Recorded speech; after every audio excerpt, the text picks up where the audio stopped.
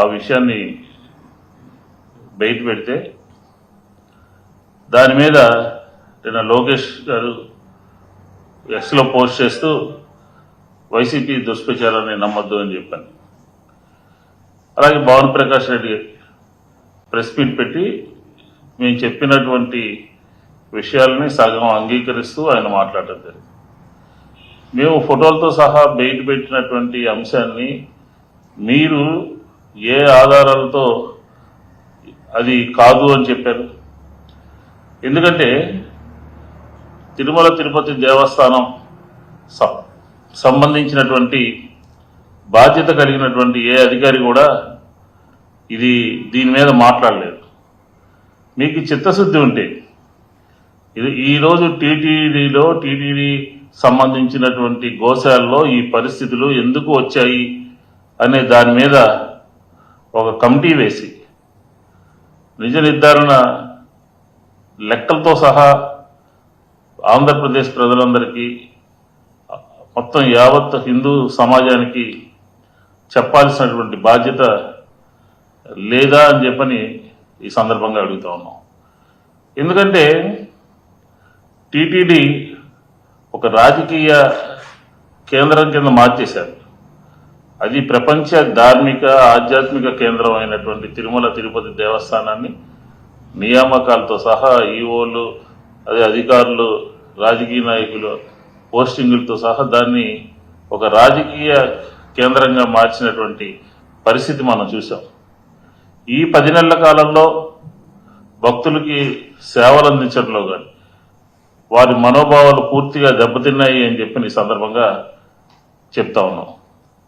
ఎందుచేతనంటే చూడండి, ఈరోజు జరిగినటువంటి సంఘటన భద్రతా వ్యవస్థని దాటుకుంటూ మహాద్వారం వరకు కూడా పాదరక్షలతో కొంతమంది వెళ్ళారు అని అంటే అది టీటీడీ ప్రతిష్ట దిగజారడం కాదా? దాంతోపాటు ఈరోజు మధ్యాహ్నం స్వామివారి నైవేద్యం కూడా 15 నిమిషాల పాటు ఆలస్యం అయింది అని అంటే తిరుమల తిరుపతి దేవస్థానంలో అధికారుల యొక్క పనితీరు, వారి శ్రద్ధ కనపట్లేదా?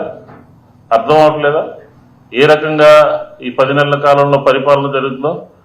ఇలాంటి పరిస్థితులు గోశాలలో జరిగినటువంటి తప్పులు ఎలా సరిదిద్దుకుంటారో మాకైతే తిరుమల తిరుపతి దేవస్థానం నుంచి అందుతున్నటువంటి సమాచారం ప్రకారం ఈ గోమాతలు మరణించడానికి ప్రధానమైనటువంటి కారణం సరైనటువంటి మందులు లేక, సరైనటువంటి ఆహారం లేక, సరైనటువంటి నిపుణులైనటువంటి వైద్యులు లేక, వైద్య సౌకర్యాలు లేక, గోమాత ఆలన పాలన చూసేటటువంటి వారి లేక జరిగింది, ఇన్సిడెంట్ జరిగింది అని చెప్పి భావిస్తాను.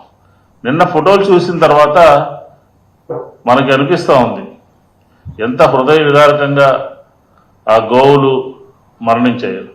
బక్క చిక్కిపోయి, ఆహారం లేక, పర్యవేక్షణ లేక, చిన్న ఆవులు, చిన్న దూడలు నిన్న మరణిస్తే ఈ టీటీడీ తిరుమల తిరుపతి దేవస్థానం అధికారుల యొక్క నిర్లక్ష్యం అనేది కొట్టొచ్చినట్టుగా ఫోటోల్లో కనపడుతోంది అని చెప్పిన కూడా ఈ సందర్భంగా చెప్తా ఉన్నాం. ఈ రాష్ట్రంలో చాలా డైరీలు ఉన్నాయి, చాలా గోశాలలు ఉన్నాయి. అందరూ కూడా చాలా శ్రద్ధగా, చాలా బాధ్యతగా వ్యవహరిస్తూ ఉంటారు. కాబట్టి ఈ సంఘటన జరగడానికి యాజమాన్యం అంటే టీటీడీకి సంబంధించినటువంటి అధికారులు బాధ్యత రాహిత్యం మాత్రమే అని చెప్పని ఈ సందర్భంగా మనం చెప్పచ్చు. దీనికి అసలు ఎవరు సమాధానం చెప్తారు? తిరుమల తిరుపతి దేవస్థానంలో నిన్న మేము చేసినటువంటి జరిగినటువంటి సంఘటనల్ని ఫోటోలతో సహా, ఆధారాలతో సహా ప్రపంచం దృష్టికి తీసుకొస్తే దీనికి తిరుమల తిరుపతి దేవస్థానానికి సంబంధించినటువంటి అధికారులు ముందుకొచ్చి ప్రెస్కి బ్రీఫింగ్ ఇచ్చి చెప్పాల్సినటువంటి బాధ్యత లేదా? ఇంత బాధ్యతారాహిత్యంగా మీరు వ్యవహరిస్తున్నారంటే దీన్ని ఏమనుకోవాలి? అలాగే తిరుమల తిరుపతి దేవస్థానం పూర్తిగా సెలబ్రిటీలకి పనిచేస్తుంది తప్ప సామాన్య భక్తులకి పనిచేస్తున్నటువంటి వారి భక్తుల యొక్క అవసరాలు తీరుస్తున్నట్టుగా ఎక్కడ కనబడట్లేదు. పబ్లిసిటీ తప్ప ఆధ్యాత్మిక కానీ లేకపోతే అక్కడ వచ్చేటటువంటి భక్తులకి ఇంకా మెరుగైనటువంటి సౌకర్యాలు అందించాలి అని చెప్పిన ఆలోచనే అసలు ఎక్కడ కూడా మనకు కనపడలేదు. ఎందుకంటే సామాన్య భక్తుల సంగతి సరే 300 రూపాయల టికెట్లు ఆన్లైన్లో తీసుకున్నటువంటి వారికి కూడా 6 గంటల పాటు దర్శనానికి సమయం పడుతుందని అంటే ఏ రకంగా సెలబ్రిటీల లేకపోతే పెద్ద వాళ్ళ సేవలో టీటీడీ తరిస్తుందో మనకు అర్థం అవుతుంది. లోకేష్ గారు పిఏని దాదాపుగా 100 మందిని ప్రతిరోజు కూడా దర్శనం చేయిస్తా ఉంటే ప్రతిరోజు కూడా అక్కడ పెద్ద వాళ్ళందరికీ కూడా ప్రోటోకాల్ ఉన్నటువంటి వాళ్ళు మిగతా అందరి దర్శనాలు పూర్తయ్యేటప్పటికి సామాన్య భక్తుల పరిస్థితి 300 రూపాయల టికెట్లు ఆన్లైన్లో తీసుకున్నటువంటి వాళ్ళ యొక్క పరిస్థితి ఏ రకంగా ఎన్ని గంటలు ఆలస్యంగా దర్శనం అవుతుందో మనం చూస్తా ఉన్నాం. ఇది టీటీడీ కాదు, ఇది టీడీపీ కార్యాలయంగా పూర్తిగా మార్చేశారు. ఎవరు సంబంధించినటువంటి వారు అక్కడ ఉన్నటువంటి వారిని ఇన్ఫ్లుయెన్స్ చేస్తూ వాళ్ళ దర్శనాల సంఖ్య విఐపి దర్శనాల సంఖ్య రోజుకి వేలల్లో పెరిగిపోవడం మూలంగా తిరుమల తిరుపతి దేవస్థానం యొక్క స్వామివారి యొక్క దర్శనం సామాన్య భక్తులకి దూరం అయిపోయింది అని చెప్పని మేం చెప్పడం కాదు, పత్రికలే ఘోషిస్తా ఉన్నాయి ఇలాంటి పరిస్థితులు. ఈరోజు మా హయాంలో అయితే ఒక పరిమితి ఉండేది, ఎన్ని దర్శనాలు చేయించాలి, ఏ రకంగా చేయించాలి, ఒక క్రమ పద్ధతిలో నడిచినటువంటి పరిస్థితి గత 5 సంవత్సరాల్లో మనం చూసాం. కానీ ఈరోజు తిరుమల తిరుపతి దేవస్థానం యొక్క ప్రతిష్టని దిగజారిపోతున్నట్టుగా అక్కడ జరుగుతున్నటువంటి సంఘటనలు మనకు అర్థమవుతా ఉన్నాయి. వైకుంఠ ఏకాదశి రోజున జరిగినటువంటి తొక్కిసలాట్లో మృతి చెందినటువంటి పరిస్థితి, 6 మృతి చెందినటువంటి పరిస్థితి కానీ ఈ మధ్య చూడండి అక్కడ ఉన్నటువంటి భద్రతా వైఫల్యం మూలంగా తిరుమలలో ఎగ్ పలావ్ అని చెప్పండి, ఎప్పుడైనా ఈ రకమైనటువంటి కార్యక్రమాలు నడిచినాయా? అలాగే అలిపిరికి సంబంధించినటువంటి భద్రతా లోపాలు, అలాగే పైన ఒక బెల్ట్ షాపు నడిపినట్టుగా పోలీసులు పట్టుకున్నారు తిరుమల తిరుపతి దేవస్థానంలో. అలాగే ఈఓకి చైర్మన్కి గొడవలు వస్తే దాన్ని దాచిపెట్టడం ఒకటి కాదు, ప్రతి విషయాన్ని కూడా వివరణ ఇవ్వకుండా దాచిపెడుతూ పైకి ఒక మెంటల్ మనిషి పైకి వచ్చి ఏ రకంగా ప్రవర్తించాడో, ఏ రకంగా భద్రతా వైఫల్యం జరిగిందో మనకు కనబడతా ఉంది. చెప్పులు వేసుకుని రావటం, బూట్లు వేసుకుని రావటం, మద్యం దొరకటం, అలాగే నైవేద్యాలు ఆలస్యం అవడం ఏంటి? ఆ రాష్ట్రంలో ఉన్నటువంటి హిందూ సమాజానికి ఈ ప్రభుత్వము తిరుమల తిరుపతి దేవస్థానము ఏ విధమైనటువంటి సమాధానం చెబుతుంది అని చెప్పి వైఎస్ఆర్ కాంగ్రెస్ పార్టీ అడుగుతోంది. తిరుమలలో ఫ్రాంక్ వీడియోలు తీస్తున్నారు, ఎవరు ఆపేవాళ్ళు లేరు, దాన్ని అలా చేయకూడదని చెప్పేటటువంటి వాళ్ళ పరిస్థితి కూడా లేదు. కాబట్టి ఇంత ఘోరంగా ఎందుకు చెప్తున్నామంటే గోమాత అనేది మీకు ఒక పబ్లిసిటీ ఏమో, కానీ మాకు మాత్రం గోమాత మన సెంటిమెంట్తో కూడుకున్నటువంటి అంశం అని చెప్పని ఖచ్చితంగా మేము చెప్పగలం. ఎందుకంటే మా హయాంలో వైఎస్ఆర్ కాంగ్రెస్ ప్రభుత్వం ఉన్నటువంటి హయాంలో జగన్మోహన్ రెడ్డి గారి నాయకత్వంలో గోమాత యొక్క విశిష్టతను వివరిస్తూ, అలాగే గుడిగో గోమాత అని చెప్పని అందరికీ కూడా గోవుల్ని వాళ్ళకి సంబంధించినటువంటి టెంపుల్స్ వాళ్ళందరికీ ఇచ్చి దాన్ని అనేక రకాలుగా పూజించడం జరిగింది.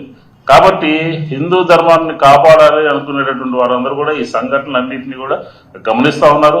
ఈ విషయాన్ని నిశ్చితంగా గమనించాలి అని చెప్పని కూడా కోరుతున్నాం. రాష్ట్రంలో అనేక దేవాలయాలు ఉన్నాయి.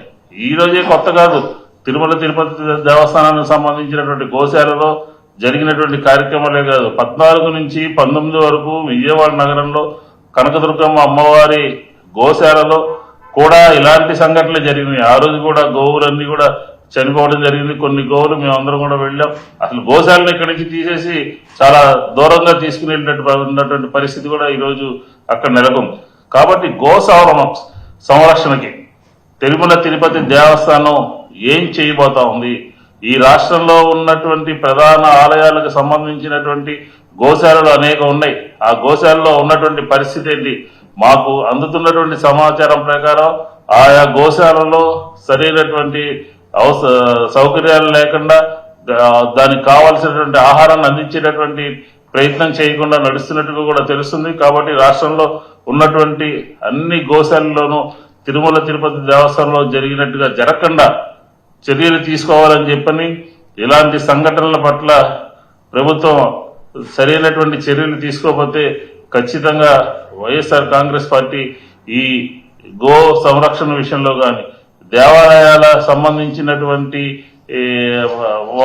వాటి విషయంలో కానీ ఈ ప్రభుత్వం ప్రదర్శిస్తున్నటువంటి నిర్లక్ష్యం, లేకపోతే ఈరోజు చూడండి, ఈ ప్రభుత్వం వచ్చిన తర్వాత ఆంధ్రప్రదేశ్లో ఈ 10 నెలల కాలంలో ఎన్ని గుళ్ళుని కోల్చడం జరిగిందో. విజయవాడ నగరంలో వివి నరసరాజు రోడ్లో గోశాలని నగరపాలక సంస్థ అధికారులు కూల్చేయడం జరిగింది. అలాగే ట్రెండ్ సెట్ లో కడుతున్నటువంటి వినాయక స్వామికి సంబంధించినటువంటి టెంపుల్ ని కట్టేసిన తర్వాత 2 బుల్డోజర్లు తీసుకొచ్చి కోలగొట్టడం జరిగింది. అలాగే నరసరావుపేటలో కానీ, అలాగే విశాఖపట్నంలో కానీ, అలాగే కోసూరులో కానీ, అలాగే జ్యోతినారాయణ క్షేత్రంలో కాశీరెడ్డి దీనికి సంబంధించినటువంటి గోశాలలో కానీ, అన్నదాన సత్రాలు కానీ కూల్చేయడం, ఈ రకమైనటువంటి దానికి ఎక్కడా కూడా సంఘటన జరిగిన తర్వాత దీని మీద పశ్చాత్తాపం కానీ, దాని మీద వివరణ ఇవ్వడం కానీ లేకుండా ఏకపక్షంగా ఆంధ్రప్రదేశ్లో తెలుగుదేశం ప్రభుత్వం గత 10 నెలల కాలంలో జరుగుతున్నటువంటి హిందూ ధర్మానికి వ్యతిరేకంగా జరుగుతున్నటువంటి అంశాలని మేం చెప్పడం కాదు, ఇవన్నీ కూడా జరిగినటువంటి వాస్తవాలు. ఏ ఆధారాలతో మీరు జరగలేదని చెప్తున్నారో ప్రజల ముందు పెట్టాలి అని చెప్పని వైఎస్ఆర్ కాంగ్రెస్ పార్టీ కోరుతాం. మేమైతే ఫోటోలతో సహా గోశాలలో 3 మాసాలలో జరిగినటువంటి సంఘటనలు, మరణాలని మేము ప్రజల ముందు పెట్టాం. కాబట్టి అంటే ఇది బాధ్యత లేదు, బాధ్యత రాహిత్యం అనేది కొట్టొచ్చినట్టు కనపడతా ఉంది. లడ్డూలో బురద జల్లాలనే ప్రయత్నం చేసి కల్తీ జరిగిందని చెప్పారు. తర్వాత వైకుంఠ ఏకాదశి రోజున అక్కడ జరిగినటువంటి తొక్కిసలాటలో 6 మృతి చెందారు, గోవులు మృతి చెందినాయి, దర్శనాలు ఆలస్యం అవుతా ఉన్నాయి. రాష్ట్రంలో ఈ ప్రభుత్వము గుళ్ళని కాపాడటంలో, హిందూ ధర్మాన్ని కాపాడటంలో, గోవుల్ని కాపాడటంలో, గోశాలల్ని సంరక్షించడంలో పూర్తిగా వైఫల్యం చెందింది అని చెప్పి ఈ సందర్భంగా చెబుతూ దీని మీద ఒక కమిటీ వేసి భవిష్యత్తులో ఇలాంటి సంఘటనలు జరగకుండా చూడాల్సినటువంటి ఆవశ్యకత, బాధ్యత ప్రభుత్వం ఉంది. లేకపోతే ఖచ్చితంగా వైఎస్ఆర్ కాంగ్రెస్ పార్టీ ప్రజల దగ్గరికి వెళ్లి ఈ 10 నెలల కాలంలో జరిగినటువంటి సంఘటనలన్నింటినీ కూడా సవివరంగా ప్రజల్ని ఈ ప్రభుత్వం యొక్క నైజాన్ని, ఈ ప్రభుత్వం యొక్క ఆలోచన విధానాన్ని తెలియజేస్తామని చెప్పని కూడా ఈ సందర్భంగా మాట్లాడుతున్నాం.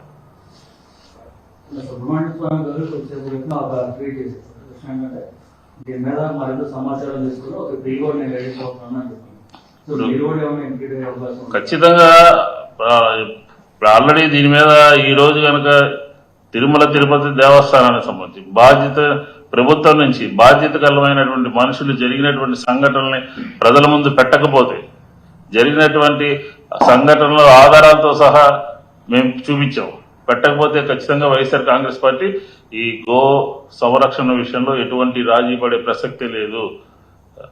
ఎవరు తల ఒక పక్క నుంచి పనిచేస్తారు. సుబ్రహ్మణ్య స్వామి గారు ఆయన సంబంధించినటువంటి ఆయన కార్యక్రమం ఆయన చేస్తారు. వైఎస్ఆర్ కాంగ్రెస్ పార్టీగా 5 సంవత్సరాలు ఆంధ్రప్రదేశ్ లో గో సంరక్షణకు కానీ, దేవాలయాల పునర్నిర్మాణ విషయంలో కానీ, హిందూ ధర్మాన్ని కాపాడటంలో కానీ మేము తీసుకున్నటువంటి చర్యలను కానీ ఇవన్నిటినీ కూడా పార్టీ పరంగా వైఎస్ఆర్ కాంగ్రెస్ పార్టీ ఖచ్చితంగా ఆంధ్రప్రదేశ్ లో ఈ జరిగినటువంటి విషయాలన్నింటినీ కూడా ప్రజల్ని చైతన్యపరిచి జరుగుతున్నటువంటి విషయాన్ని ప్రజల దృష్టికి తీసుకెళ్తాము.